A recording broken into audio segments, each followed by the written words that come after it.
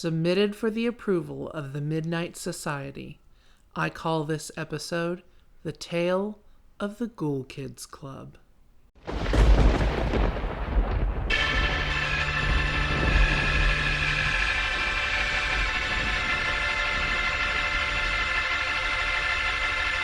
the Ghoul Kids Club.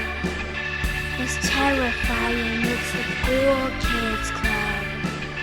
You should be running, yeah, well, Justin's a monster. And Amy eats worms in the Ghoul Kids Club. Ghoul Kids Club. Hey everyone, and welcome to the Ghoul Kids Club podcast. Ooh, we're getting very spooky. Yeah, I'm gonna keep that going too. Yeah, you're gonna speak in that voice the whole time? Maybe. I could do a Paul Bear type of thing. Yeah. Say either one seems like a pretty big commitment. I am one of your hosts, fine. Justin. And you are? I'm your other host, Amy, and since we've established I'm real bad at impressions, I'm just gonna speak in my regular voice. That's fine. For this one. Yeah. We'll just go with that. We have a very special guest with us today. V special. Justin. VV special. Now, since this is a friend to all, but mostly your friend. A friend to all, like Lassie. Just a like friend Lassie. to all mankind. All creatures great and small. Yes, exactly. Then, Justin, I'll let you take it from here. One of my absolute best friends in the world, Casey. Welcome to the show, buddy. Welcome, Casey.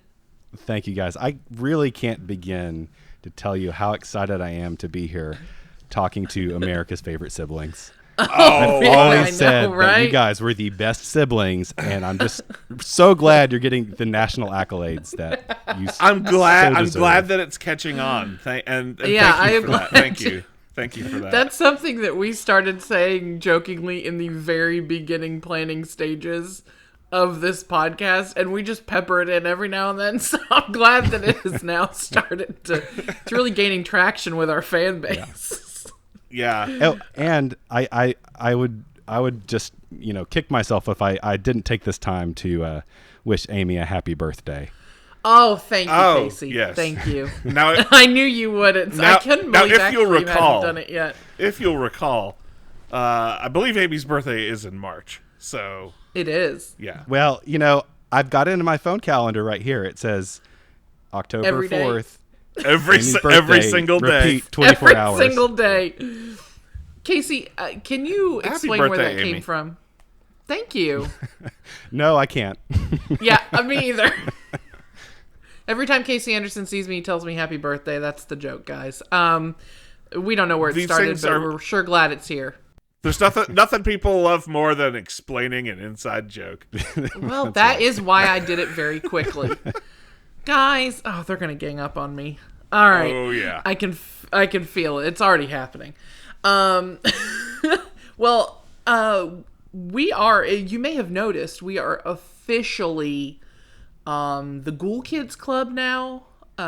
We have put in all the appropriate paperwork to make those changes.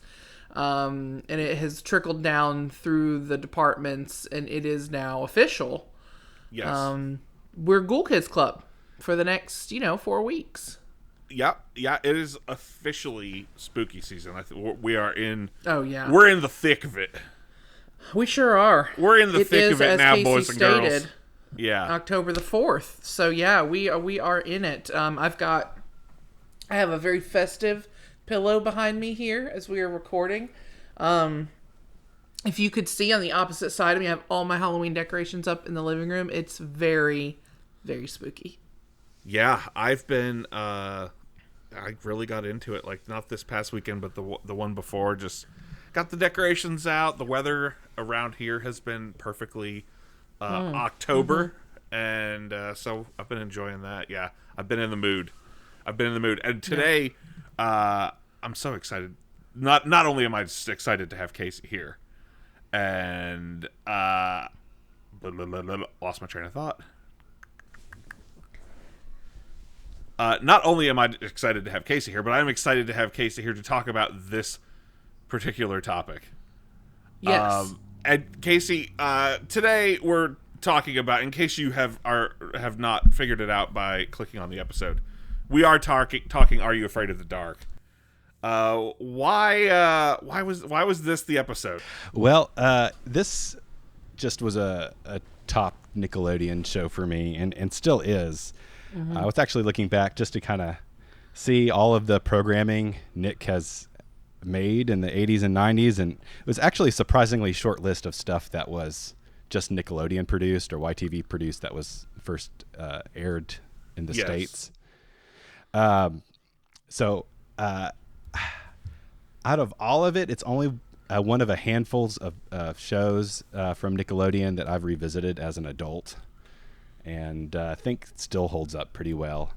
And I just have a few memories just seared into my brain of when it first came on.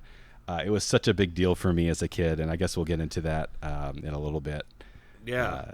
It's just a great kids horror TV series that no matter if you're a longtime horror fan or a new horror fan, it kind of just takes those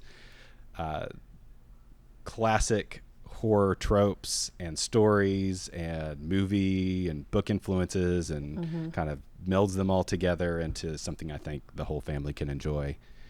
And I will definitely be watching through this again with my kids in a couple years when they're a bit older. I was going to say they're not quite there yet. No, not yet. But they do love the spooky things. They're big Scooby-Doo fans.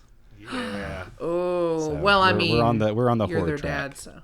Yeah. Oh, yeah, you're on. It's the Scooby-Doo to Are You Afraid of the Dark pipeline Yep. that they're currently on. Yeah. Yeah.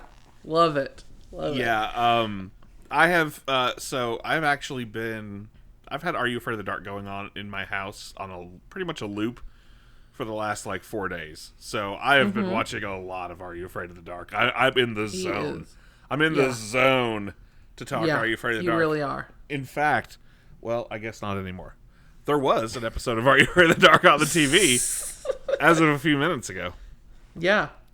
I think we've all been revisiting these of late. Not even necessarily because of this episode, but just because it's spooky season. Although, the fact that we have this episode, it's helpful because a lot of these episodes and moments are kind of fresh in all of our minds at the moment. Because we have been revisiting it because it's such a good time of year to do that. Also the dead of summer for some reason, because I think it's always a good time.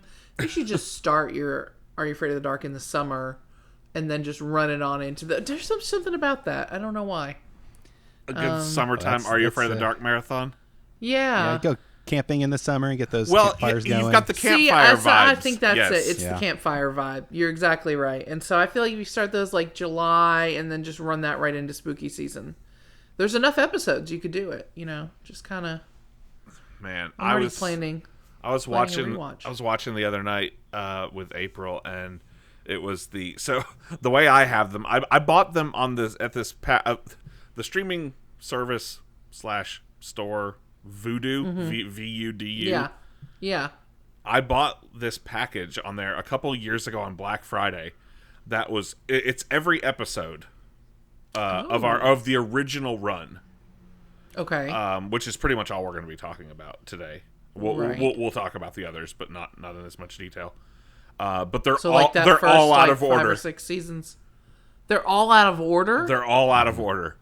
I don't know why they're like that, God. but it's split into 10 volumes instead of seasons, and they're all just completely random. It's season 5 next to season 1, next to season 3, and we're back to season 5, and now we're on 1 again. And does it at least have them listed as what season and episode they are, or no? No. It does have their air dates on it, and the air dates are pretty accurate, I think. But you basically just have to look at a list. If you wanted to go in order, you need to look at a list and then go find the episodes. Oh, that's annoying. So yeah. Anyway, we were in the middle of a marathon, and the first episode comes on, which The is very first one. the Phantom Cab, not including the pilot episode, the Phantom Cab. And I was telling April, like, I can't believe I remember watching that the first time it aired. It was the first night of SNCC. It was August 15th, 1992. We know that, right? Like, that's weird that we know I know exactly what I was doing on that date. I was watching SNCC, and I was watching the Phantom Cab episode, and it scared the shit out of me. Yeah. And it's very fucking and scary. I loved it so much. And I did not, and I went to bed very scared, and then I probably crawled into mom and dad's bed later. Like, it did two separate things. Like, Justin was like, "Oh my god, this is amazing," and I was like, "Oh no, what have I done?" Well, by watching this? And this is the same time. In fact, within, I would say, a month or two of the first of Welcome to Dead House coming out, the first Goosebumps book. Oh, Justin, this was really things were really forming up for old Justin here in late summer of '92. Everything's coming up, Justin. Things were coming together. We had Goosebumps and Are You Afraid of the Dark, and as far as kid horror goes, particularly '90s kid horror, but I think kid horror in general, like, are there two bigger heavy hitters? It's Goosebumps and Are You Afraid of the Dark. If you talk to anyone our age, those are the two things they're gonna talk about first. Yeah, for sure. So, gosh, this show. I love this show so much. Do you want to talk? Do you want to talk Amy, a little bit? Did you keep watching? After that first week. That's an excellent question, because I recall you going to bed early at like 9:30 8:30 or 9:30, whatever. No, it was 9:30. Because after Ren and Stimpy. Ren and Stimpy, yeah. I would, and it's funny because I felt like I would stay long enough for like the credits and like the beginning, like you would hear that spooky music start up, and there'd be that canoe or boat in the water or whatever right there. Creaky and I'd be like, absolutely okay, iconic opening that you should probably put right here. Oh, it's so good.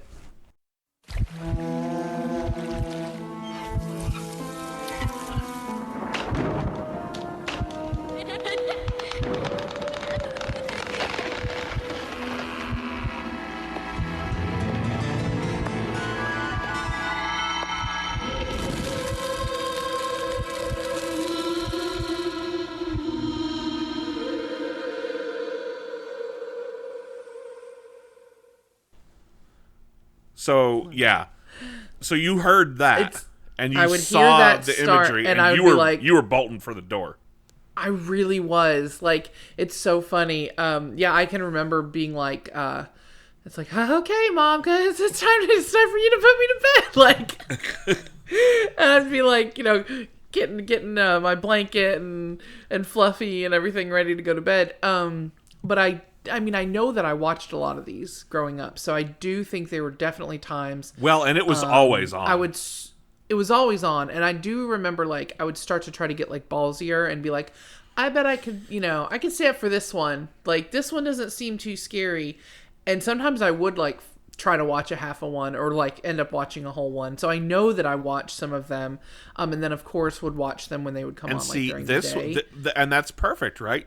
This was your introduction almost to the horror genre. It definitely was. Like, you're dipping your toe in the water. You're starting off by being like, "No, I'm going to bed," and now you're showing some interest. And here we are, all these years later, talking about it. Casey, while you and I didn't know each other back in those days, that young, right? I assume you were like me in that you were in it to win it. You were on board. You were planted right there on the big orange couch, right? Well, I was there that first night, and I guess I'll go ahead and go into my spiel because I told you earlier that I really just have a few of interconnected memories for this beginning of Are You Afraid of the Dark, and I was trying really to piece everything back together in preparation for this podcast and taking that trip down memory lane, and And so I kind of weave together a story. If this is too long, feel free to give me that little producers wrap Dude, it up. Absolutely kind of not. thing. Absolutely I would not. never. We're so I happy would to have you never. here, and I can't wait to hear it. AVR This will just already be 2 did hours, this. and people will Yeah. listen to it or they won't. I don't give a shit. I don't care. Continue. Yeah. AV, I think, already did this joke, but submitted for the approval of the Ghoul Kids Club, I present to you the tale of the overprotective mom. Oh, Casey. God, I love your commitment to a theme. Can we do the... So, before... yeah, thank you. Do we have any sand to throw on a fire? I'll find a sound effect. Yeah, let me light a fire here real quick. Yeah, get a candle. And then I'll throw some salt on it. So I think it'll help at least put me back into that spot just to talk about the media landscape in my house at the time. You guys already did this a little bit when you covered Snick. And if this unlocks some memories for you too, just feel free to jump into this first little part here. But I didn't have cable my entire life. I actually remember my parents getting cable and then them saying, hey, there's this channel that just has stuff for kids. And that was my introduction to Nick. I don't remember exactly how old I was when that happened, but I think from that point on, like Nick was that was the number one TV station for me. Like I still watch the after school stuff on Absolutely. like Fox Kids or Yeah. ABC, and then the Saturday morning stuff different places, but everything else, like pretty much Nick had a lock on. Now, it not being that common, at least I don't remember it being that common. I don't really know when cable-ready TVs came out on the market, but we didn't have any in our house. So we had the TV in the living room with the cable box. And, if my parents wanted to watch something else, I had to get kicked off the TV. To younger people Yeah. listening to this, some of this must just seem unfathomable. That you didn't just have a thing you plugged into the TV and all your stuff's there and it pops up and you hit a button and it's playing. Oh Yeah. my God. There was a whole box. This was and you had to life. rent it. This was life. You had to rent it from the cable company, didn't you? Yes, and actually, I was owned going to that add, if I didn't have the TV in the living room, if my parents were using it, and I was the only child, so I didn't have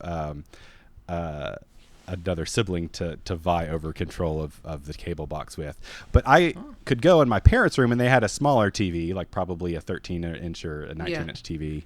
Maybe that did have what I found out later was an illegal cable box my dad bought at the flea market.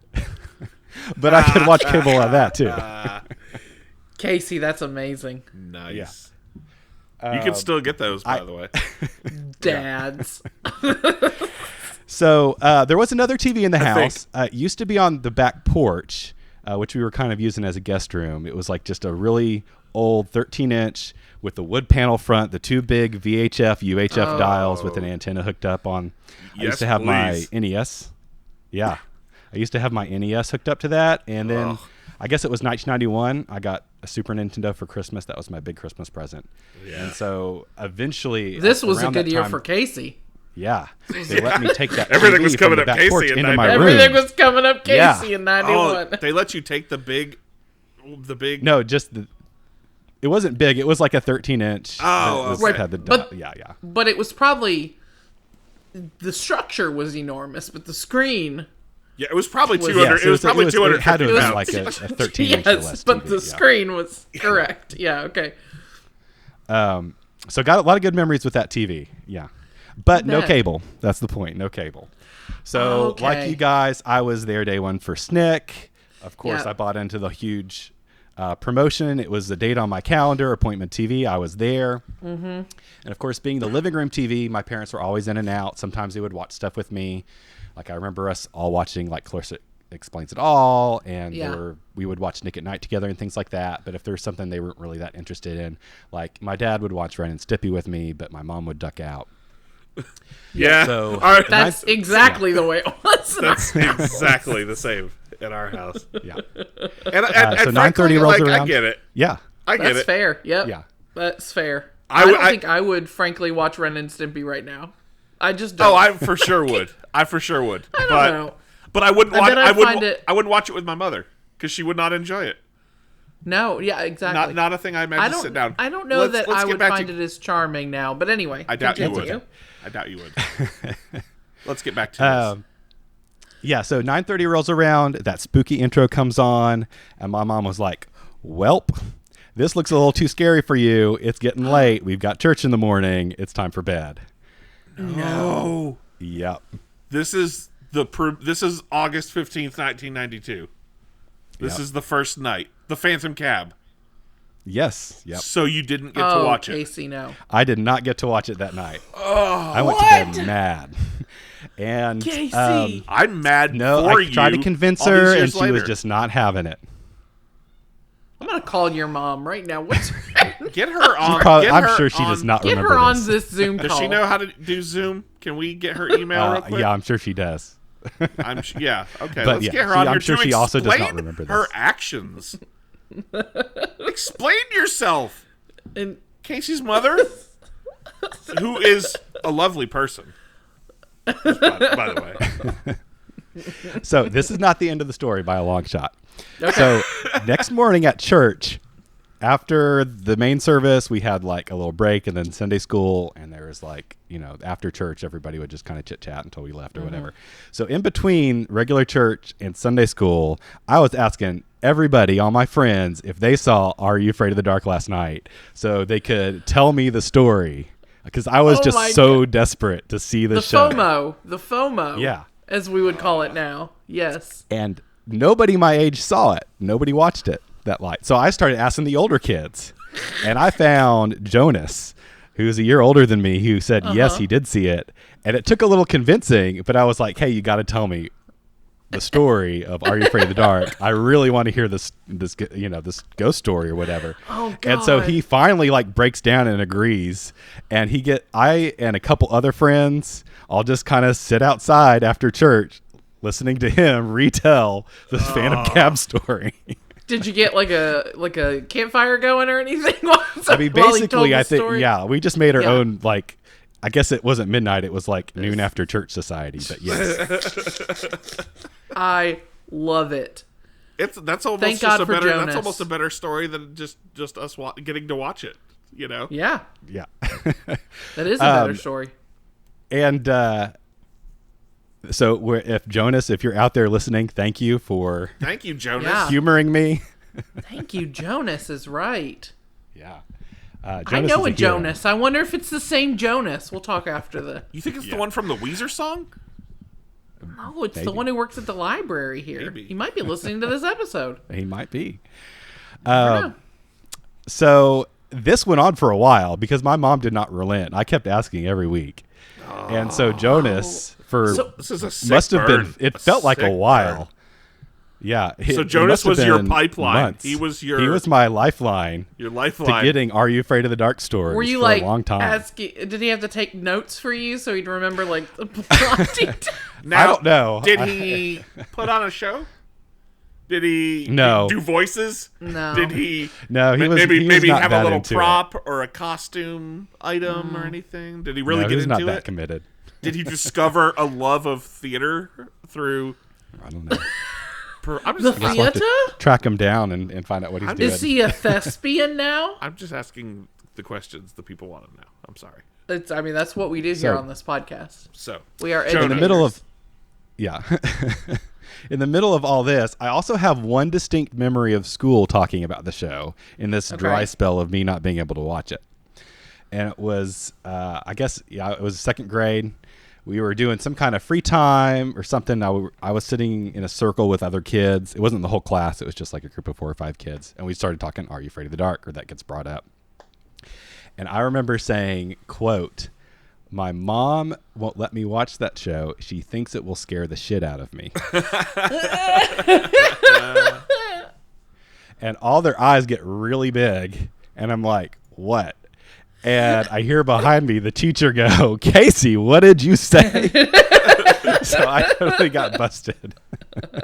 But thankfully, she did not tell my parents at the end of the day. Not only When is I he sat talking in about Are You class. Afraid of the Dark, that show you won't let him watch, but he said shit in the class. So shout out to Jonas and shout out to the teacher for not being a narc. Yeah. Yeah. And shout out to Casey's mom. We know you were just doing what you thought was best. I've never met you, but you're, I'm sure, very lovely. A lovely woman.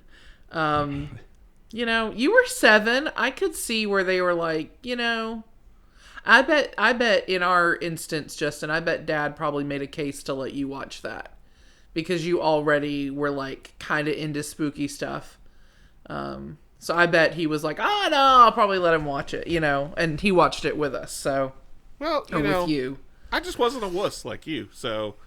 You know, I mean, they knew I could handle it. I mean, I was a big, I'd be mad at it. I was a big boy. Were you? Yeah. You? I feel like we could talk about the development of this show if you want to, but I frankly think we should just talk about. Well, I don't think Casey's done. Episodes. Yeah, I'm so I'm sorry, not quite done with my Casey. story yet. No, that's I'm so okay. sorry. So this goes on for a while. I wasn't actually sure until this week, probably when I got to watch the show for sure. But I do remember eventually breaking down my mom and just saying, hey, if we watch this tonight, watch it with me. And if you think it's too scary, then, you know, we'll revisit the issue later. Uh-huh. And so I remember watching on that illegal cable box in her room, The Phantom Cab. That it still ended up being the first episode you saw. It still ended up being the first episode. So it must have been right after the first season ended, and they started doing reruns. Yeah. Yeah, and that would have been, I think, based on the air dates in Paramount's app. It must have been December. So it was a good long while before I got to start watching Are You Afraid of the Dark? That's But like what a 6 journey. years and Now, did you and Jonas stay in 2-year-old touch? age. I mean, yeah, he went to my church and was stuff, so I knew him until we like graduated. Interesting. This is quite the journey you I took went piano on. lessons from his dad, actually. So Oh, There you okay. go. yeah, Well, there you go. Thank you, Jonas. Yeah, Amy, you just I feel like you have stuff you want to talk about, and I want to dive right in. I mean, I do have things I want to talk about. I know that we normally, with an episode like this, we do kind of talk about the nitty gritty and how it became a thing. But with something as large as Are You Afraid of the Dark, and where we have a special guest on today, I think that we mostly should just talk about. We can talk about like the structure, and then kind of just get into favorite episodes and stuff. Because yeah, I have stuff that like I want to talk about. And So- I'm sure you all do too. Honestly, I did not know this until I got doing research for this podcast. I've watched Are You Afraid of the Dark many times over the years. Never paid attention, I guess, enough to... Well, and with watching it on Vudu, they're all out of order, so it really makes it difficult. But, so, in case you are unaware of what Are You Afraid of the Dark is, it's an anthology horror show, horror thriller in the vein of The Twilight Zone, or an Alfred Hitchcock Presents, where a group of kids called the Midnight Society gather around a campfire and one of them tells a scary story. That's it. Yes. So, That's it. each member of the Midnight Society had a distinct personality, and they had running themes in the kinds of stories they would tell. Interesting. And the personality would oftentimes come out a lot in the stories. So That makes sense. Yeah.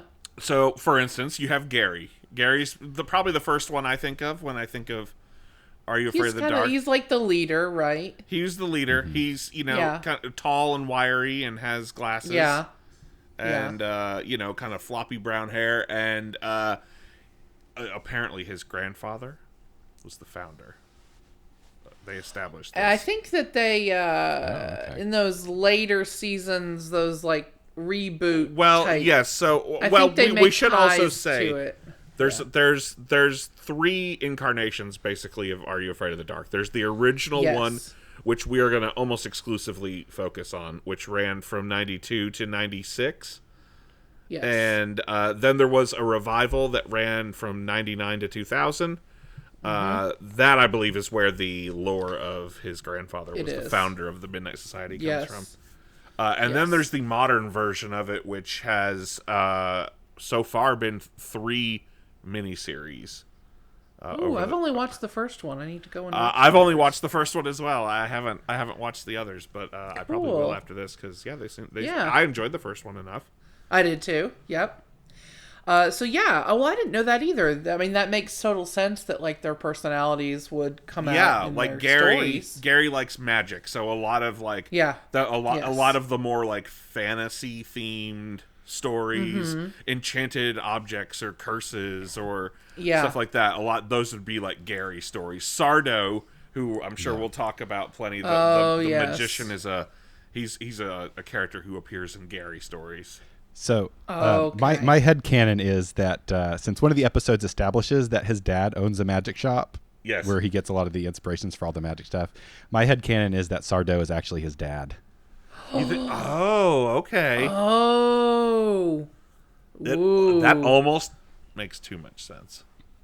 I think Casey is connecting the dots here for us. Oh, man. All right, let's continue unraveling the mystery. Maybe he's got So I just want to go through real quick. Let's go through the Midnight Society and then let's talk about episodes. So we've got Gary. Who else do we have? We've got Betty Ann. She is she's got like long brown hair. She is kind of like kind of a tomboy. That's Kiki. Well, she's kind of bubbly and fun and I know Betty Ann. Yeah. She's always she's the one who tells the story, the Laughing in the Dark with Zebo. Yes. As well as the Ghastly Grinner. A lot of like supernatural force. She tells really scary ones. Yes. Those are 2 really scary ones, yeah. You have Kiki, that's the tomboy. That's the tomboy, character. That's what I was thinking.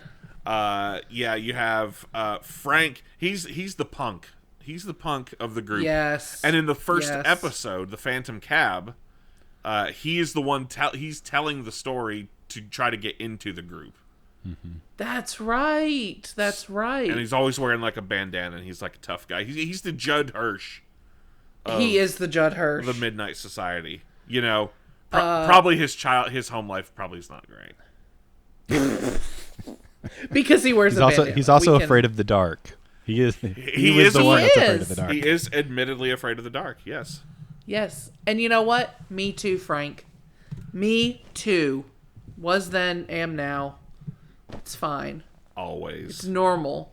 It's normal for adults to be afraid of the dark. So we do have kind of a little bit of change up. We have like 5 initial seasons.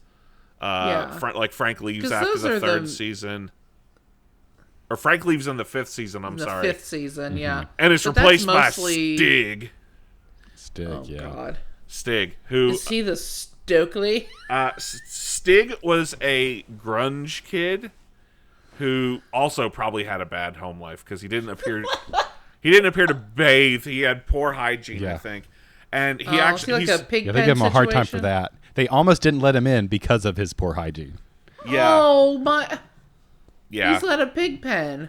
He's a pig pen situation. He's the pig pen of the group. Now, he's only in the last season of the original run in season 5, and he only gets 2 stories, but they are 2 banger stories. 2 of my all-time favorite episodes. I'm seeing that here in our notes. Our Those Stig are episodes, good. which are, and we'll talk about them more later, the Tale of Station 109.1 and the Tale of the Dead Man's Float. That is one of 2 of my all-time favorite episodes. Tucker is Gary's younger brother. He's the tiny little. He's the one the teeny who tiny little boy. That actor grew up to be in Mean Girls. He's the guy that he's like, would you like to have someone butter your muffin? Like every time I look at that, every time we're watching Are You Afraid of the Dark, I think of him like that's the. Would you like me to assign someone to butter your muffin? Like that's what I think of when I see Tucker. Anyways, just a little tidbit there. So Yeah, he's annoying. As younger siblings tend to be. I don't know anything about that. But. Now in the late 90s revival, the one that goes for 2 seasons, yeah, from 99 to 2000, he's the leader of... He's now been promoted to leader of the Midnight Society. He's taken up the mantle Gary from probably his had to brother. go to college or something. Yeah. Well, and Gary actually comes back for like a 3-episode arc. And honestly, I haven't watched... I don't know if I've ever watched any of that particular revival, but I would be interested in doing so. Okay. Yeah. You also have like Kristen. Kristen's the one who always dresses up. You know? You know what I'm talking about? She's always like dressed up like a lady in white ghost or a hippie or something. So I've been watching a lot of Are You Afraid of the Dark this week. A lot yes, of it. Yes, you have. Yes. So she leaves after season 3 and is replaced by Sam, who is the love interest for Gary. And they're just they basically just flirt, I think. Is their thing. Annoying. Are you Googling Stig? Yeah, I had to Google Stig. There's the would you like someone to butter your muffin kid. Yeah, I do remember Stig. Stinky Stig. Oh, Stig. Oh, Stig. Stig stank.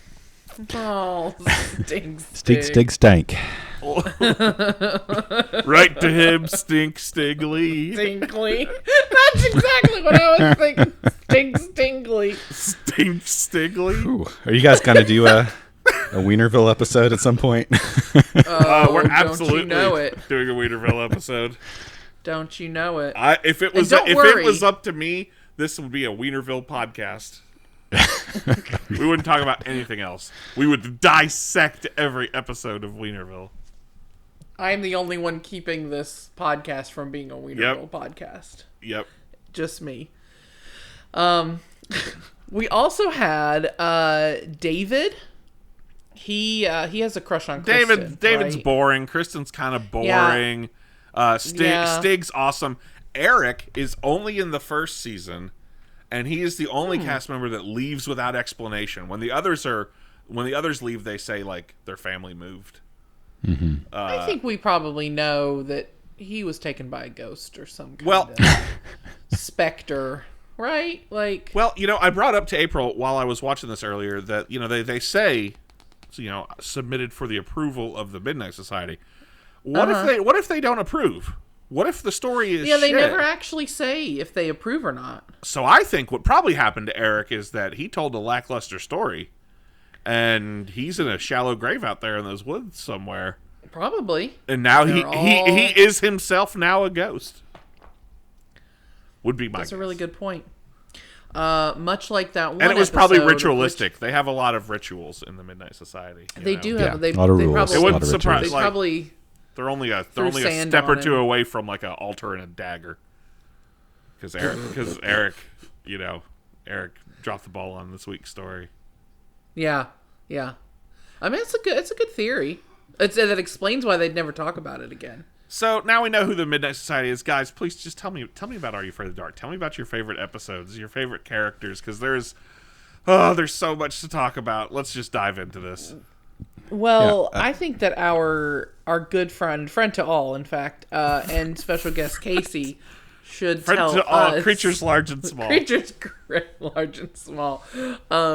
Casey, tell us about some of your faves, some of your favorite moments and characters and episodes. Sure. Probably the first thing I think of when I think Are You Afraid of the Dark? It's I'll just start here. I don't know. Maybe it's just because it might not be my favorite episode. Maybe it's just because it's one of the earliest ones, so it just reran a lot, and so I saw it more. But just that Tale of Laughing in the Dark with Zebo the Clown. Zebo the Clown.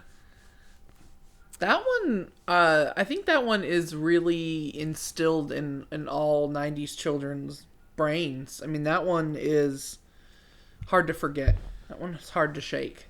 Yeah, I mean, it's still very creepy. I wasn't going to be permitted at this age to watch it, like the movie, or certainly read the book. So I didn't really have the killer clown exposure, maybe. But if You didn't know to be afraid of clowns. I didn't know, Like, I didn't our know to be parents afraid did. of clowns yet. And then Zebo happened, until Zebo. and he changed me. He did. Yeah. Uh, And that's, now we all are afraid of clowns. Thank you, Zebo. Yes. Oh God, that's got to be one of the best episodes, right? Laughing in the Dark. Played It by really is. the Carnival Barker is played by Aaron Tager, who also plays Dr. Vink.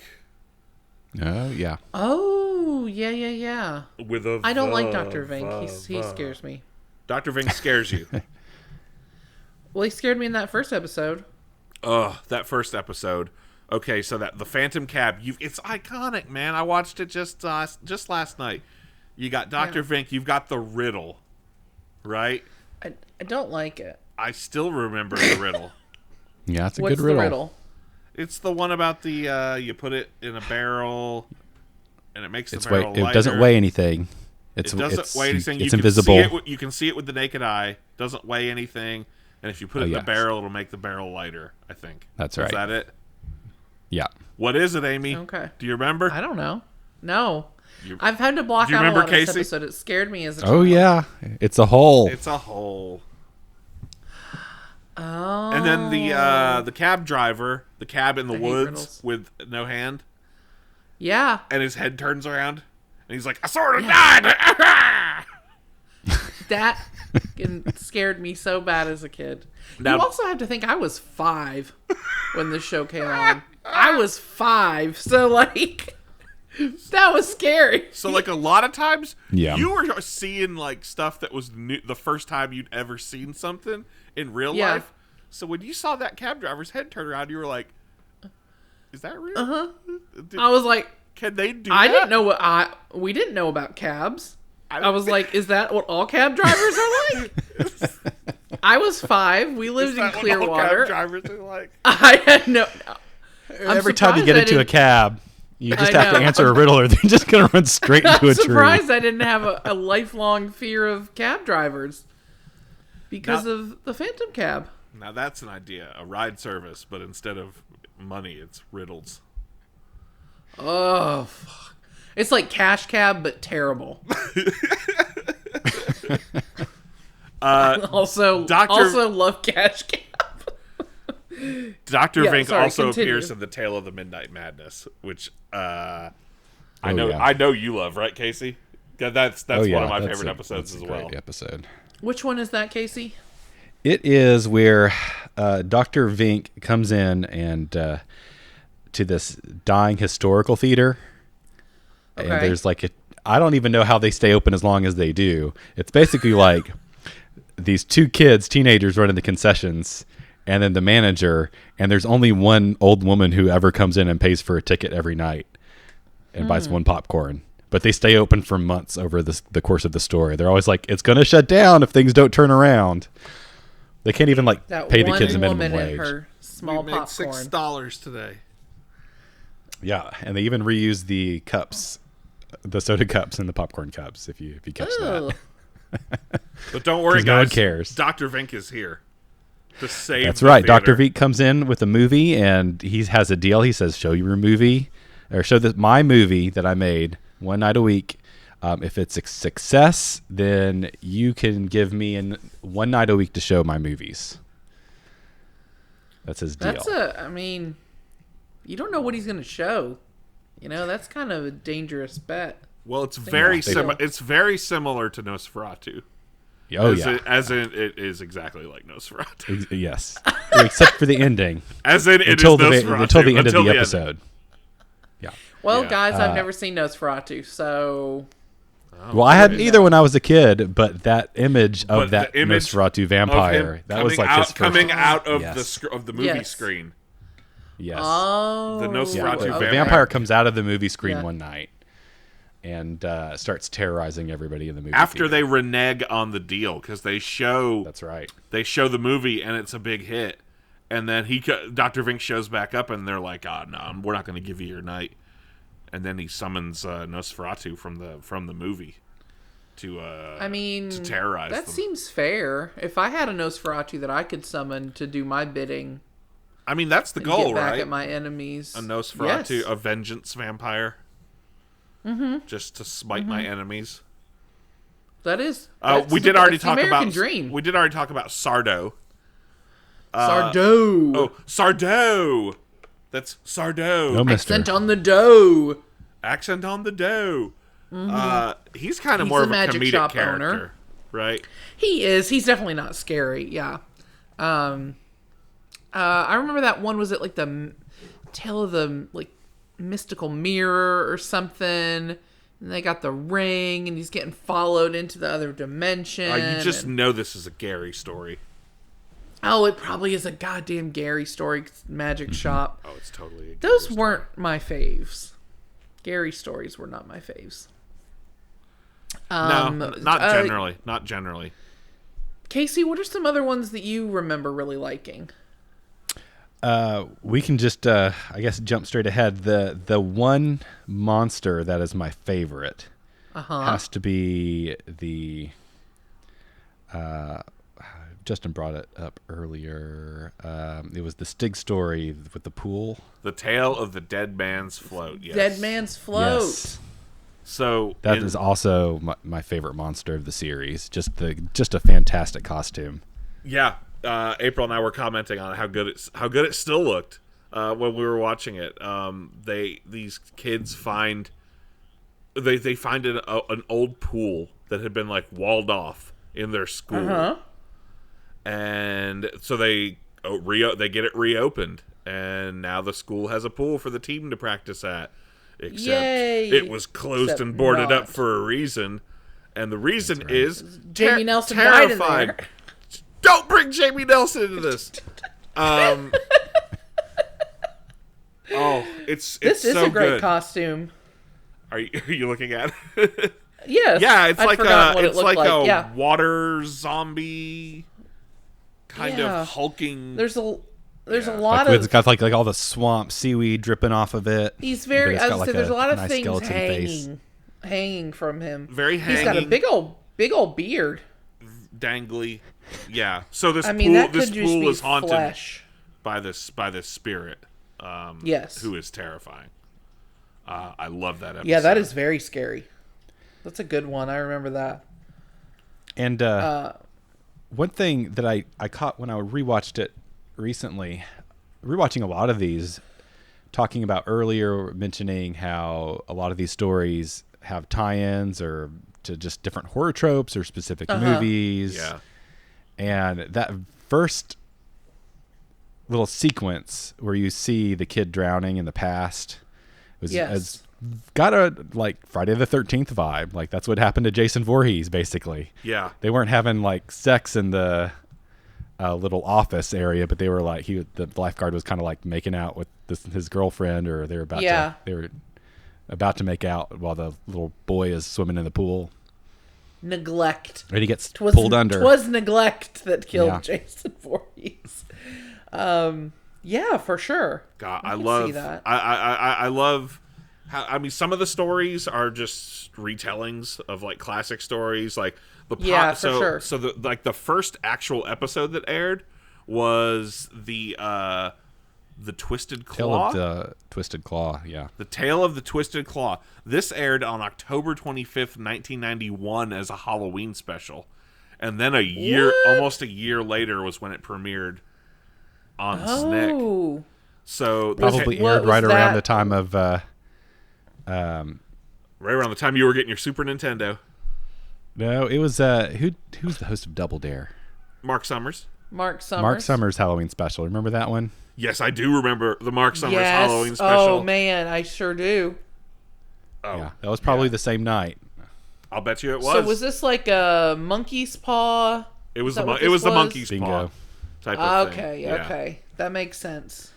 Yeah, so Okay. and so many of them, like obviously inspiration from like Twilight Zone stories, and obviously like a lot of Twilight Zone stories had a lot of inspirations themselves from different, Yeah. some literature. And Casey actually knows a lot more about Twilight Zone than I do, but I was always a big Twilight Zone fan, and Alfred Hitchcock Presents, and so a lot of these stories, they're kind of like redone, you know, well, sort and for of kids, you know, like Yeah, it's for like kids. a more modern audience, and also then, something that's and like then I love like approachable, as an adult who accessible for has like dove deep into the horror genre, finding all the fun little kind of tropes and things and homages Little and nods to different things. yeah. Yes.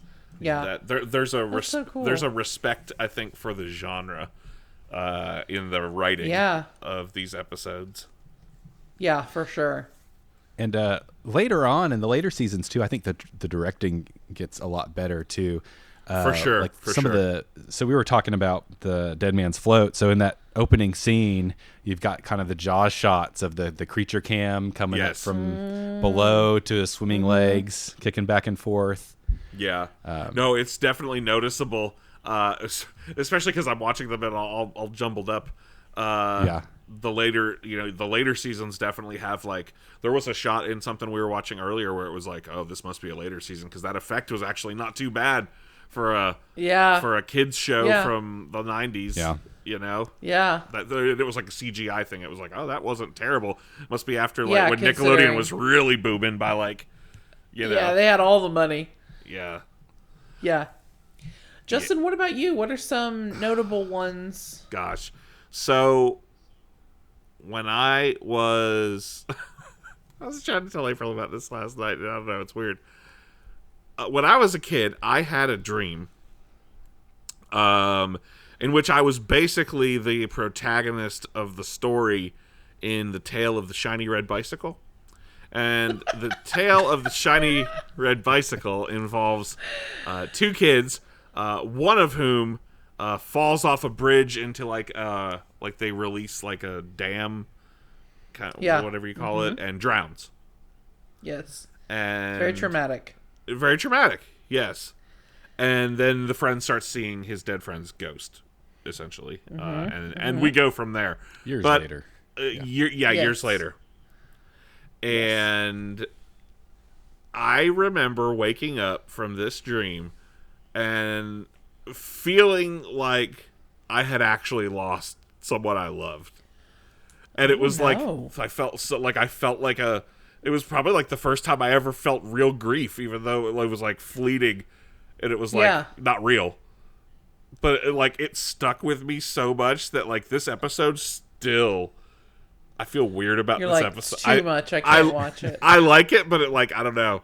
It's like, I don't know, it kind of feels real. Like, it feels like it maybe happened to me, but it definitely did.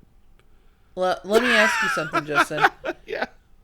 Had you seen the episode, or did you have this dream and it was indeed a premonition of this episode? I'm pretty sure I saw the episode first. I'm not saying it was a premonition. Although, that would be crazy.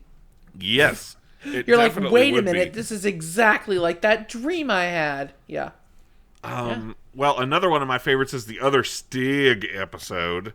Stink Stiggly.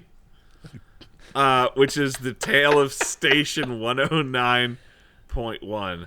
The Tale of Station 109.1 has little baby Ryan Gosling. Little baby Goose is in it. Little baby Goose. And Gilbert Gottfried, who is so funny in it. May he rest in peace. He's just fantastic. Yeah, I watched this last night, and it is an all-time great episode. It is it's in the last season of the original run, so it is one of those later. And yeah, the production quality, you can tell, is much better. The effects are cool, and it basically involves a radio station that souls kind of pass through, right after they've died, and this kid sort of accidentally gets caught up in this radio station in which Gilbert Gottfried acts. Let me just say, this kid, he's got such a weird preoccupation with death. It didn't really hit me until I watched it this week. That kid probably deserves to be bullied a little bit. Like, no, he definitely does. He definitely does. And yeah, I mean, it takes a lot for me to advocate for bullying. But I mean, that dude needed his ass kicked like a little bit. A little bit. What do you play it on the computer? Hangman. When he's eating his vegetables or whatever, and he's like, I wonder if anyone's ever been buried alive, and he starts burying it in his mashed potatoes. I was like, yeah, of course there has been. Like, yeah, there's lots of times I'm sure. Yeah, how does that kid obsessed with death not know about, like, how do you not know at bells? least somebody has? Yeah, the ringing bells that they used to put on graves, like in the 1800s. Yeah. Why don't you Google it or get GeoCities up on your computer there instead of playing Hangman?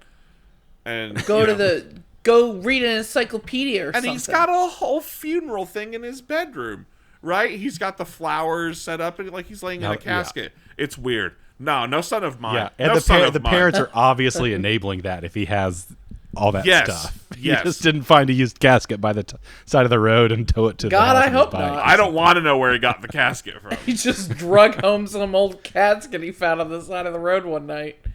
Dear God. Never mind where I got it. Never mind, parents.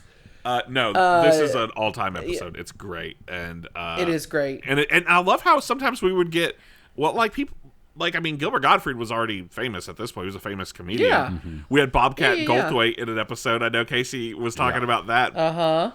The first time you ever were exposed to Bobcat Goldthwait's voice? His weird, wonderful voice, yes. Do you have a Bobcat Goldthwait impression for us, Casey? I'm putting you on the spot. You on the spot, Casey. No, I can't do that one.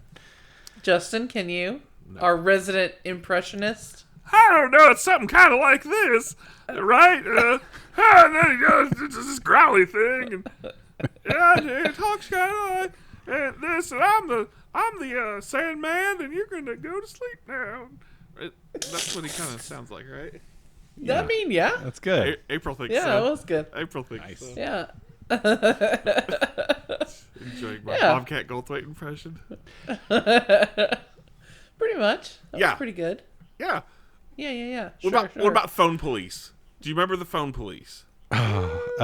Before we move on, I want to say on Paramount Plus, out of all the guest stars, there's only one episode that has in the title, in parentheses after the name, it says featuring and then an actor or actress's name. Should we guess who it is? I mean, it's in this one's Tale of Station 109.1. Is it Gilbert Gottfried? No. Right. It's Ryan It's Ryan Gosling. So retroactively, they've been like, oh, if anyone's going to watch this show, you're probably going to be.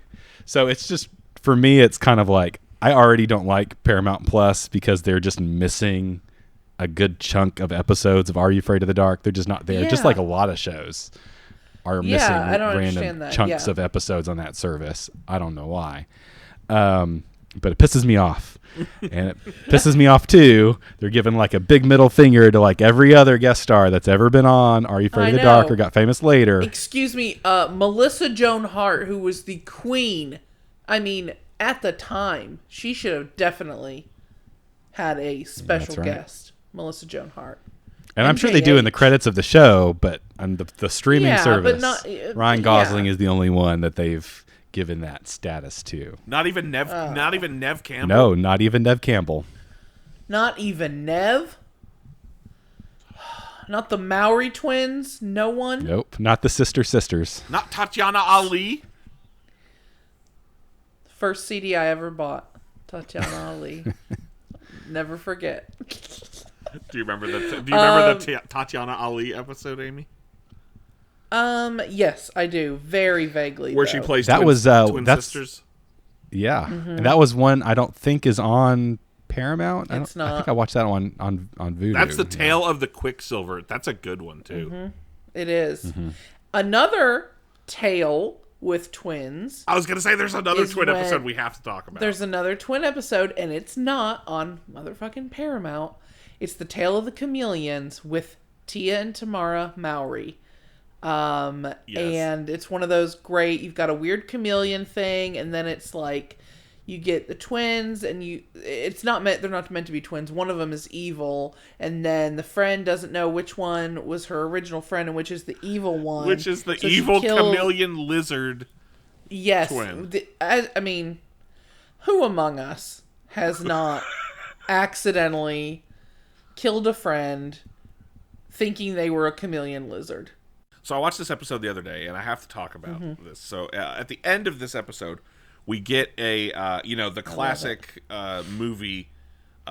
We have two people who look identical, but one person's got a gun on them, and they don't know which one's the good guy, which one's the bad guy, and they're begging. They're like, "It's me, it's me, no, it's me." That trope. But of course, this is Are You Afraid of the Dark? So she doesn't have a gun. It is an old chestnut. So it's Are You Afraid of the Dark? So she doesn't have a gun. She has a water hose because the chameleon, evil chameleon twin, doesn't like water. And will freak out. And it keeps going, and it's so dramatic. Like, which one? Yes, which one? And I'm like, just spray them both. The other one's just human. It's just gonna get her wet. Who cares? Just spray them both. What are we doing? And it goes on for 45 seconds, and I'm like, did no one think? It's not a gun. That's such a good point. That's funny. Well, what other thing that they're just gonna get wet? I forgot to mention this when we were talking about Zebo the clown laughing in the dark. At the end, how the kid, as an appeasement to Zebo the clown, brings him a box of cigars. Yes. And I'm thinking, where did this 12-year-old kid get an entire box of cigars? He stole it from his dad, probably.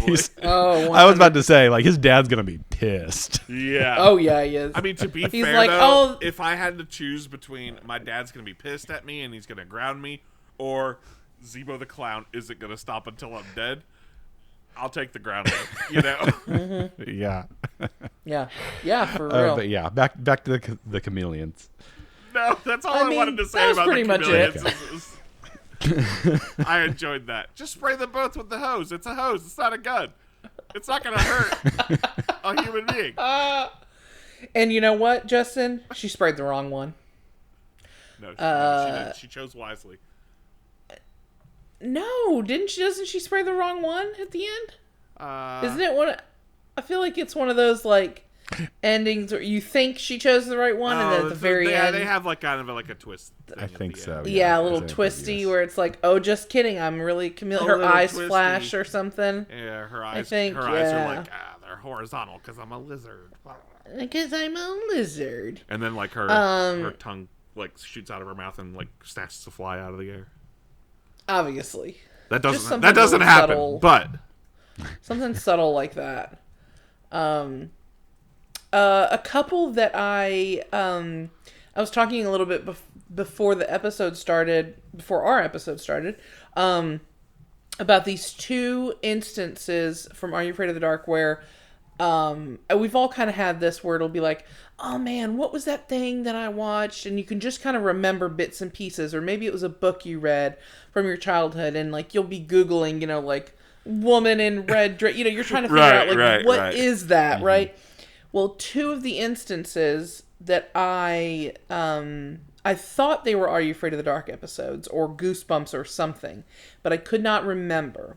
One of them was The Tale of the Vacant Lot, which is you've got this girl who she wants to be popular and wants this boy to like her and all this stuff, and there's this vacant lot where this essentially a pop-up shop just kind of appears out of nowhere. Right. And this woman is, this woman's oh, well, I'll you can have this ring, but I'll need something from you. It's just a classic. Mm-hmm. Again, that old chestnut.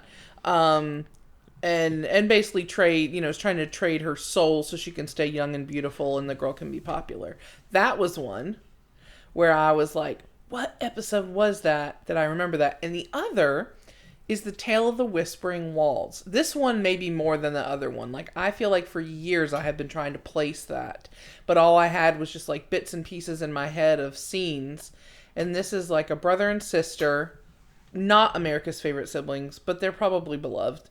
They are with their babysitter. The babysitter's driving them somewhere, and they get kind of stranded. The car breaks down, and they're just at this big creepy house.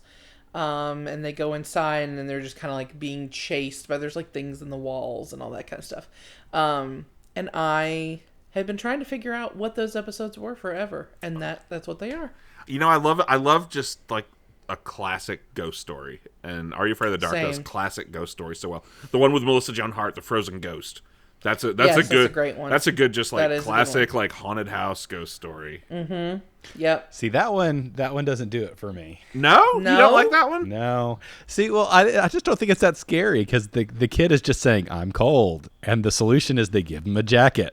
And then it's not that scary. They find some treasure at the end.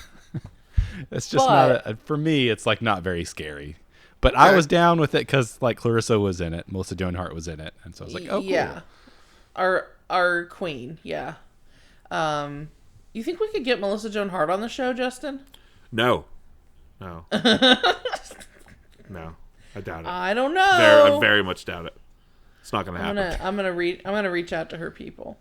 Do you remember the tale of Locker 22? This is one of those I feel like no one ever talks about, but I loved that one. It was like a French exchange student, right? And she gets the locker, and it's like haunted by the ghost of the girl who used to have that locker from the 60s, and she's like a hippie girl. And then there's time travel. No other kids around. Like, for whatever reason, the only locker is like in an unused wing of the building. Yes, that's the only available locker. Yeah, we only had one extra and it's not locker 1, it's locker 22. So you're going to have to like, it's just a random one in the middle. Yeah. I think I liked this one a lot because it wasn't scary. It wasn't very scary. No, it wasn't that scary. But I liked the story. I liked the story, and I liked the time travel aspect. Yes. And it did have some tension in it, though. It wasn't scary, but it had some tension. Yes. It did, definitely. I think that was one of the earlier ones that I can remember like handling. Because... Like it was a ghost story, but it was more of like trying to find out how this person died. You know, what happened to this person, sort of melancholy. It's like an episode of Ghost Whisperer. Like a melancholy ghost story instead of like a scarier one. Yeah, like she's not like a vengeful spirit. She's just a hippie chick who wanted to listen to the White Album and just chill, you know, just had trouble in science. She said in the episode that she bought the White Album. Yeah. Aww. That's how they figure out the date of when it. Yeah, that's how they figure it out, because they figure out what year it is, because that's what she says she just bought. Yeah, that's right. Now, as a kid, spoilers, the current day principal used to be the science teacher, and it's his fault that Candy dies. The ghost dies. Oh, right. Yes, because of faulty lab equipment. Yes, the Bunsen burner. The cord pipe. That's the cloth pipe that the gas goes through. You've lost was me, frayed, Casey. and so when she lights the burner, it causes an explosion in the lab. Now, as a kid, I was wondering, like, why the hell did they hire that guy to be principal after killing a student? Yeah, I mean, even if he's not directly responsible. I mean, he's somewhat irresponsible for that. That is a stain on his career. But now, as an adult, I'm thinking, oh yeah, just that's how management works. You screw up and they promote you. Yeah. Yeah. They're like, oh just God, he can't be classroom. A science teacher anymore. Shoot, Let boy. him be principal. We got to get him away from those Bunsen burners. You know where it doesn't have any Bunsen burners? Main office. Principal's office. Principal's office. Oh, God. No, it actually makes a lot of sense. The Tale of the 13th Floor fucked me up. Can we talk about that for just a second? Yes. I actually forgot to put it in my list. Please do. I don't know if it's on any... Oh, my God, it's so scary. This is another brother-sister one. It is. Or they're like step-siblings or something. Yeah. She's adopted. That's what it is. Right. Yeah, that's what it is. They... do they move into a new building? It's been a couple weeks since I've watched this. They live there, but then they always go up to the 13th floor because it's empty. No one ever rents it. That's right. The 13th floor and then one is day, empty. One day they go up there, and there's something there. Oh my God. And I think it's like it looks really appealing, which I know is the point. It's like bright colors and there's like fun games. Yeah, the cover is it's supposed to be a toy company. Yes, a toy company. That's right. And it is scary. And I can remember, don't they like the creepy people who run it? Don't they like show up on her TV in her room or something? Yes. Yes. That freaked me out. Yes. Yeah. So there were some good I wanted to talk sci-fi about this type too. of ones. Go Yes. right ahead, Casey. And this one didn't do much for me as a kid, but Okay. watching it this week, it kind of did, because over the last couple of years, I've been listening to a lot of like paranormal podcasts and things like that. Yeah. And this is like way in line with stories of people's like actual alien abductions or encounters with like strange phenomenon, like high strangeness kind of things. Uh-huh. So like Justin, like the whole dream sequence is like the aliens or the people that run the toy company are talking to her in her dreams through her TV, and she is completely casual about it. And that's the kind of thing like you might see come out of like the Mothman prophecies or something like that. That whole story with what's his name? Keel? Ingrid Cold. Yeah. It's like that whole kind of thing where like some really weird crap happens, but you're just totally casual about it in the moment. Yeah. And then also like the whole thing about they get invited up to test the toys. Yeah. And then they separate them and they ask her to like move stuff with her mind. Like that's a fairly common alien abduction type story where where you get abducted as a kid, and then they have you do like all these psychic tests and ask you to do like things like move objects with your mind. So like whoever wrote this episode was like way big on like They were really alien into abduction sightings. story, like really like probably people's actual experiences that they turned into like, or some filtered through somehow into this episode. So that was kind of weird that's to me. cool. I just remember that really freaked me out as a kid. I don't know why. I also think I didn't like that they separated them, and that made me anxious. That they separated them, because I was like, if I were in that situation and like the only other person you know would be Justin, and then they separate you, and that freaks me out. Plus her coming on the TV, I didn't like that at all. No, thank you. That episode also, whenever I think of that episode, it also reminds me of the Super Specs. I feel like those are kind of... Do you remember the Super Specs episode? Yeah. Kind of in the same vein, sort of like that sci-fi horror, interdimensional type of thing with the glasses, and the girl puts the glasses on and she starts seeing like the dark figures like coming for her. Yes. And that hit me as the same kind of thing too, because of course there's like now there's the obvious kind of They Live parallels where it's like you put the glasses on and you see like aliens or whatever. Yes. But then like the aliens are like all shadow people, which I did not know was a thing as a kid. Right. Yeah. But the Super Specs, that was a really good one. It was really creepy. And then at the end, it's still really creepy, man. It's one of the creepier episodes, I really think. That's a very the best Twilight part Zone-y is when one. like she's at the basketball court and she puts them on, and there's like a whole team of shadow people that are There's just like playing there's a whole bunch pickup of game. them over there. Yes. Oh God. And then they all stop and just turn and look at her and start walking It's so towards her. creepy. It's so creepy. I love it. I love it. Man. Well, my favorite part of the episode the last time I watched it was at the end. There's like this woman that kind of confronts her at the end. Yes. And like she pulls back her black mask and it's just like a normal person, Yeah. which kind of implies that this other dimension, the being in the black bodysuits is just kind of a fashion choice. Yeah, think. it's not actually shadow people. Yeah. It's just people. It's just that's what everybody wears. Interesting. Okay. You know, I was scary. also put in mind, Casey. You mentioned They Live, which obvious the parallels are obvious on that one, but it also sort of puts me in mind of Prince of Darkness, particularly the end of Prince of Darkness and the whole idea of like them sending messages through your dreams from the future, and like and plus that's kind of how they looked. Or like the entity looked at the end. That kind of looked like one of those shadow, like the black, the long, like kind of I hadn't person.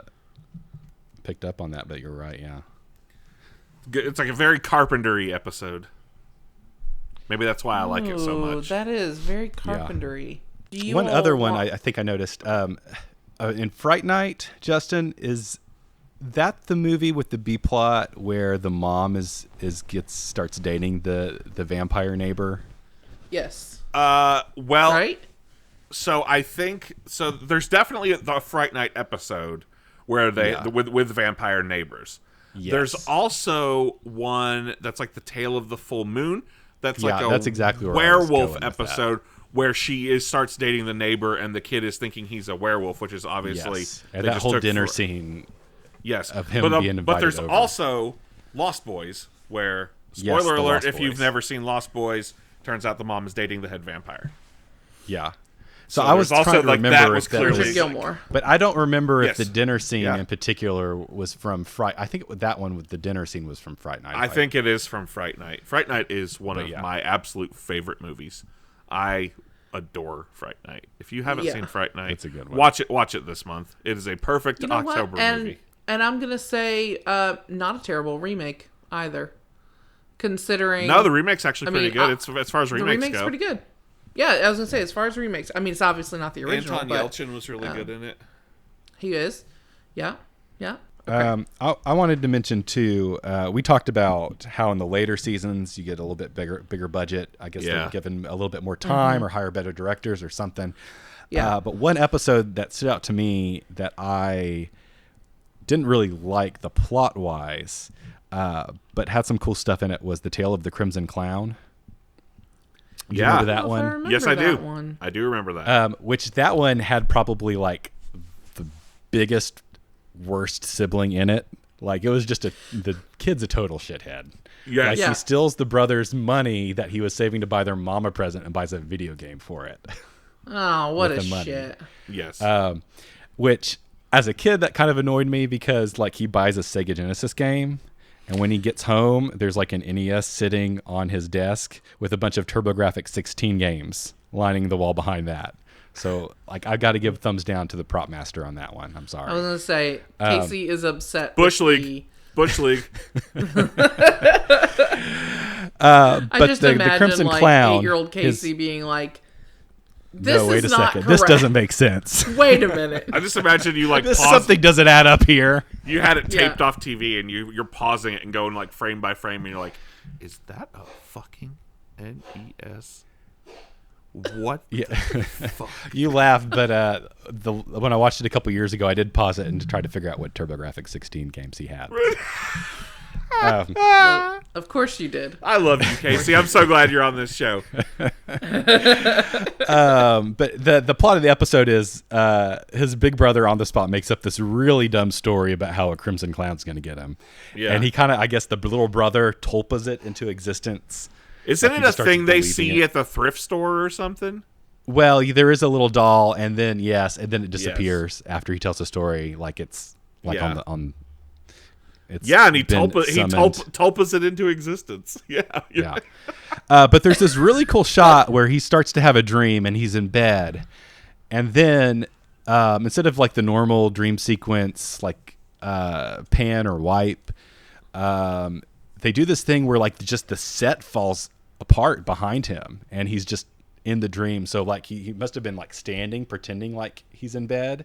And then like the headboard of the bed falls behind him. Oh, And yes, I suddenly, remember like, he's this. standing Yes. in the dream. Like it's a very, very cool shot. And it kind of just made me Oh. pause and start paying attention to like the directing of these a little bit more. Yeah. Because it's just so cool. Yeah, the production value does noticeably improve. It by definitely those later does. Seasons. And speaking of video games in the show where something doesn't quite add up, I've got on your list, Justin, The Tale of the Pinball Wizard. Oh yes, this is one of April's favorite episodes. Okay. Yeah, I remember this one. It's a good one. Yeah, it opens up and they're playing a Game Boy around the campfire. And even as a kid, I was like, there is no way they can see that Game Boy screen from the light of the campfire. There's just Come on, no way come they on. could be playing a Game Boy. What is this? Amateur hour. Yeah. But he does play a real pinball machine in it. I have not I can played speak that from one, experience, and but I'll it's say that Fireball Casey 2. is much more fun to watch movies and television with than it seems. Thanks, I appreciate it. Sure. That is true.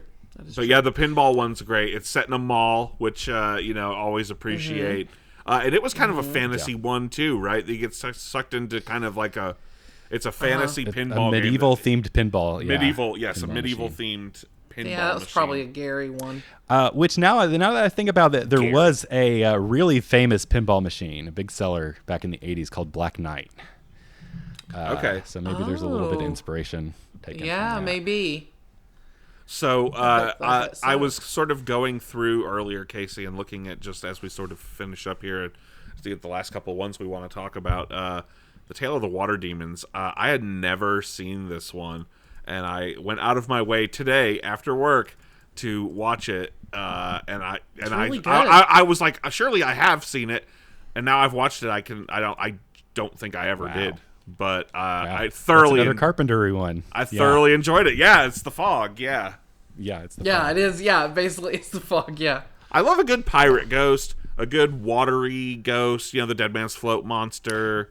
Watery ghost. I love a good watery ghost. The Yeah, Dr. up from the Vink briny depths. Sardo team up episodes on the list. Speaking of pirates, do you remember that one? The Cutter's Curse. The Sardo. Yeah, that's the one. That's from the new seasons, right? Or No, the that's- revival. No, No? that's the only one. It was Frank and Gary told it together. Yeah, it's a two-parter. It was a team up, and it was the only two-parter I remember they did. that. And it was And it had like two brothers in the story too. yes, and it had Sardo Yes. and Dr. Vink team up. I remember that now. Yep. Sardo. Sardo. Emphasis on the dough. Yes, of course. Ooh.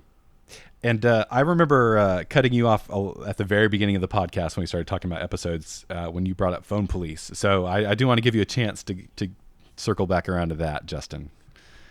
Oh yeah, the Phone Police is great. Did you guys? Is that the one with the little person who is like comes out of the phone? What's that one? You're thinking No. of the virus one. You're thinking of the I'm virus thinking of the one, virus Renegade one. Virus. I'm thinking of the virus No, one. the Phone Police is the Phone one Police. where the babysitter, I think the older sister of one of the kids, they're making crank calls, and she tells them that like she makes up a story. She kind of tulpas it into existence, like the Crimson Clown one. She kind of makes up this story about the Phone Police who go after kids who make crank calls, and you're gonna get busted by the Phone Police.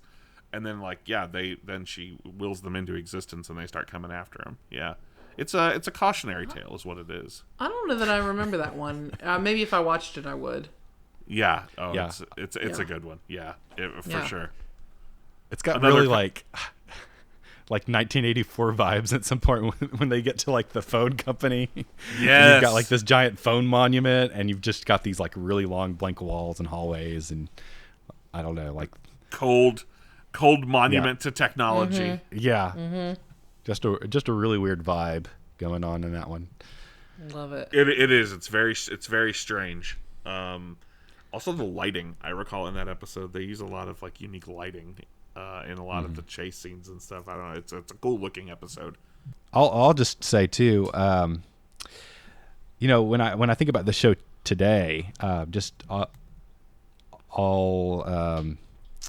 think about just the diverse cast of the shows and the how all these people that were in the Nick ecosystem at the time that would show up, like we said, Melissa Joan Hart and Butnick. I don't remember the actor's name, but there's an episode with Butnick. It's Budnick. Yeah, Absolute Shorts. Yeah.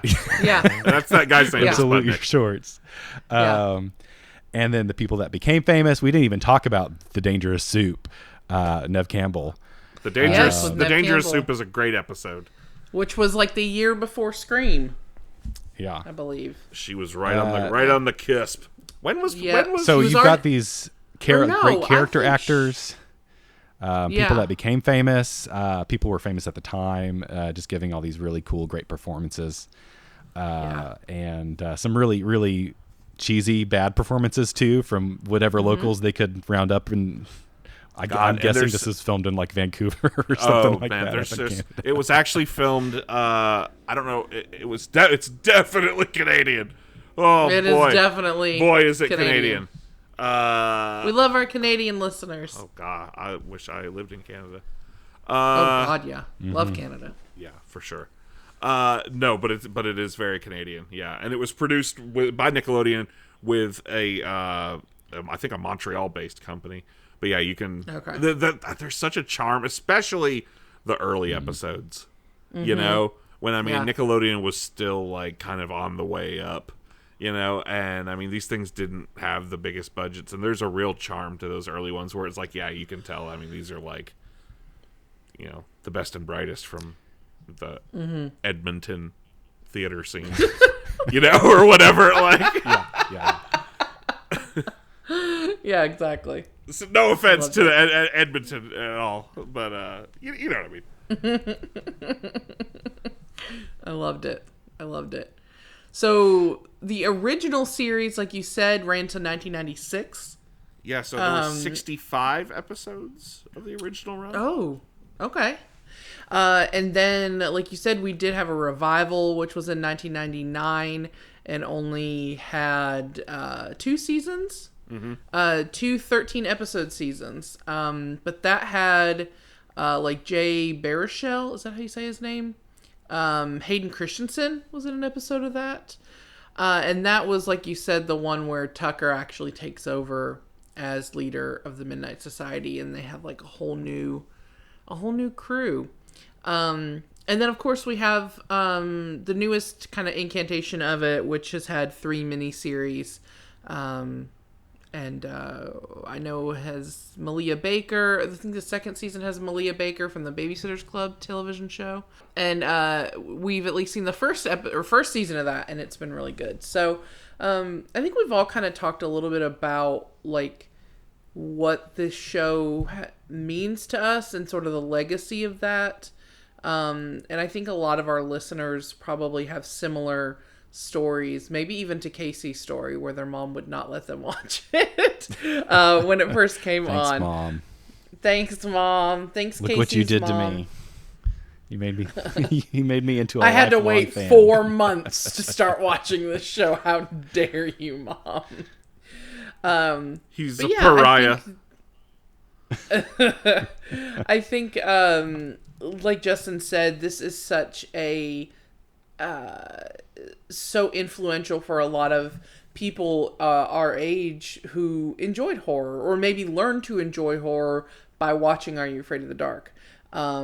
And it always did. It had a very diverse cast of characters, and you know, the stories were not always the same. The stories were not, I mean, you had a lot of recurring themes, but you also had like real life stuff that real kids had to deal with, and I think that was it was relatable for kids who were watching this. And there were always, you know, not always, but there were sometimes like lessons learned and things like that. You had some episodes that were cautionary tales, you know, things like that. And I think that's why this show's kind of stood the test of time and has had like a resurgence and had more people, you know, had the need for, desire for a new season with miniseries and stuff like that. And I think it's just because the original holds up so well. It really does. I think this is one of, like, you know, Casey was saying, I mean, Nickelodeon itself was just such a huge force. Just such a huge, like, part of our childhood. To the extent that, like, for this podcast, I have a list of like ideas, you know, or we have a list of ideas of topics for possible episodes, and I have it broken down, you know, into like movies we could do or blah blah blah. Nickelodeon's its own. Wouldn't the listeners category. love to see this list? Oh, this yes. top secret list. Yeah, we have to make sure that doesn't leak out to the public. We got a problem with leaks around this podcast. Yeah, we got a real problem. Well, now Casey's got access to our Google Drive, so he's going to leak it. He just has access to the one document. Oh, okay. Not the whole drive. My God, we have to have some secrets. He's not that good of a friend. Oh. Casey, no one else has access, so it's not like there are other better friends. It's hard to be mad at America's favorite siblings. Well, thanks, Casey. Casey's helping us get that trademark. Trademark pending. For legal reasons, we have to say that. Gosh, but anyway, going back to what I was saying, and Nickelodeon was just such a huge force in our childhood, and I think when you mentioned Nickelodeon, to anyone our age. One of the first shows, one of the first 2 or 3 shows out of their mouth is going to be Are You Afraid of the Dark? It is something that I think it was a lot of our people our age's introduction to horror. This, they were too young for the Twilight Zone, even, in the case of you, maybe, Amy. But, and like I said, along with, Goosebumps, I think is just the absolute most influential things as far as me becoming a horror fan at a young age, and it was you could watch movies and stuff, and I did at the time, but seeing kids, it was everyone's a kid. Those the people telling the stories are kids. Most of the cast are kids, and they're all kids that they look like me and the people that I grew up around. It was like you said, it was really, really diverse. They featured a lot of people of different races. They were actually really kind of progressive when it came to things like that. They've gotten credit for kind of helping create a new generation of feminist horror fans, because so many of the stories were written by females and center on females. Like, I'd say at least half. So I think a lot. I think it resonates with people because you were seeing people that look like you on the screen. Yeah. And representation. I mean, and being introduced to these kind of tropes for the first time. Looking back, watching it now as an adult, you realize they're tropes. But some of these story beats and stuff, just like I didn't know what the monkey's paw was. Right. So exactly. that was probably the first time I ever saw anything that was based on the monkey's paw. Later on, you learn about that, and you're like, "Oh, that's like that." Are you afraid of the dark Are You Afraid of the Dark episode? Yeah, exactly. this guy ripped off Are You Afraid of the Dark? Hey, can you believe it? But no, honestly, one of the most influential TV shows for me, I think, of all time. Yeah. And I'll say with the kids horror thing too, specifically, I was reading Goosebumps at the same time I was watching these shows, but the Goosebumps TV show, oh yeah, that really hit after me. Like, I've watched a couple of the first season episodes, but for me, it was Are You Afraid of the Dark that hit right at that perfect age. Yes. So that's what that got me. It was just the right place and right time for that. And yeah, the Goosebumps books, I absolutely loved. But by the time the TV show rolled around, I was, I think you had talked about it before. We were riding that Animorphs wave maybe by then. Yeah, straight on into middle school. Yeah, Animorphs and beyond. Yeah. Meanwhile, that was when I was getting older and not so scared of things, and I started watching the Goosebumps show because I had been watching Are You Afraid of the Dark? So I definitely watched more Goosebumps than read the books. But that was just my That's a shame. experience. I know. Well, I was busy reading Babysitter's Club, Sweet Valley High. Yeah. You gotta do what you gotta do.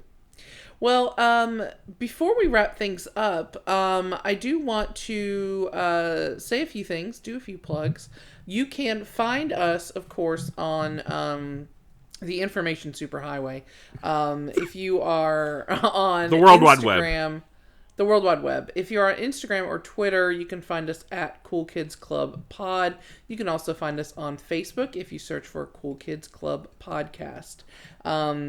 Also, you can find an entire backlog. This is episode 40. Oh my God, I don't even think we said that. Our little podcast is 40. It's about ready for a midlife crisis. Yeah, get ready. Is it going to yeah, we're going to have an affair and buy a sports car. Just you wait. By Christmas, we're going to be a mess. This is episode 40, but you can find all 39 of our previous episodes wherever you found this one. Spotify, Apple, wherever you find your podcasts. You can find me personally on Instagram and Twitter at AmyReadsTN. Justin, where can the good people out there find you on the internet? You can find me on Instagram and Twitter at Lousy with Ghosts. You can also check out Blue Bard Cage, which is a wrestling podcast that I do. Talk about classic wrestling, current wrestling. If you like listening to me talk about wrestling for some reason, go check out Blue Bard Cage wherever you found this. And I, of course, want to shout out Brian Hey Guys Wakefield, not only for our normal theme song, but for the spooky Ghoul Kids Club theme. Just any musical things that happen on this show, with the exception of mine and Justin's glorious singing, which is never planned. But all the musical things that happen on our show, it's all thanks to Brian Hey Guys Wakefield. Well, and I want to... I'll say this before we go on. I hate to interrupt, but for those of you out there who do not listen to your podcasts at 1 1/4 speed because you have so many to keep up with, try listening to the normal Cool Kids Club theme song at 1 1/4 speed because it's even more of an absolute banger than it is normally. Okay, I'm going to do that right now. Just a little insider tip there. All right. Thank you, Kate. From a friend and a listener, Casey. That's right. A little tip. Well, Casey said he's listened to all of our episodes, which is the sweetest thing in the entire world. Well, and I think the last thing we got to do is just say thank you so much, Casey, for coming on the show. It has been great having you, buddy. Oh, thanks. It's been such a blast to be here with you guys talking about such a great show. Yes. Well, I am sure this will not be the last time we are graced with the presence of mankind's best friend, or men's best friend, or what was it we called him? I just said he was a friend to all. friend to all creatures, great and small. Great and small. No, thank you so much for coming on, buddy. It's been great chatting with you. I have been looking forward to doing this episode. Not only this topic, but knowing you were coming on to talk about this with us. Yeah. I've been looking forward to this for a long time, so I'm so glad we got to do it. Yeah. Thank you guys for having me, and it's been great talking with you too. Casey, what do you think that our good listeners should do until next time? Oh, I think they should stay cool and stay spooky. Stay cool and stay... You heard him. You heard the man.